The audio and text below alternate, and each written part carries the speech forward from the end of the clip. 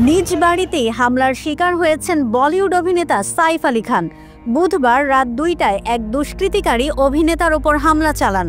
ঘটনার পরপরই সাইফকে হাসপাতালে নিয়ে যাওয়া হয়। সেখানে তার অস্ত্রোপচার সম্পন্ন হয়। চিকিৎসকরা জানান, অভিনেতার শরীর থেকে ছুরির অংশ বের করা হয়েছে। সাইফের স্নায়ুর অস্ত্রোপচারও সফলভাবে শেষ হয়েছে।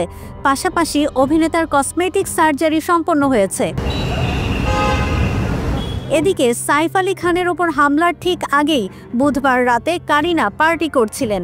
দিদি কারিশমা কাপুর এবং ঘনিষ্ঠ দুই বোন সোনাম কাপুর ও রিয়া কাপুরের সঙ্গে ঘরোয়া ডিনার চলছিল তাদের।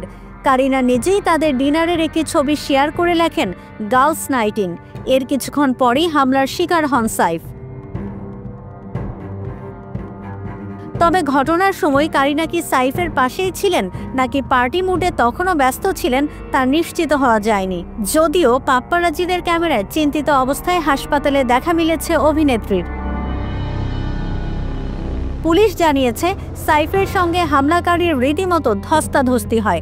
তারপরই অভিনেতাকে ৬ বার ছুরিকাঘাত করে ওই দুষ্কৃতকারী।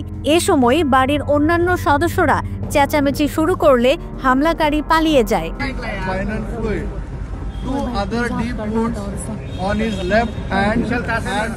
অভিনেতার একটি ঘনিষ্ঠ সূত্র জানিয়েছে, কোনো অস্ত্র ছাড়াই সাইফ ডাকাতদের প্রতিরোধ করার চেষ্টা করছিলেন। পরিবারকে রক্ষা করতেই বেশি দুঃসাহসী পদক্ষেপ নিয়েছিলেন তিনি। এই ঘটনায় স্ত্রী কারিনা কাপুর এবং সন্তানরা সম্পূর্ণ নিরাপদ রয়েছেন বলে জানানো হয়েছে পরিবারের তরফে। সাইফ ও কারিনা দুজনের টিম থেকে অফিসিয়াল বিবৃতি প্রকাশ করা হয়।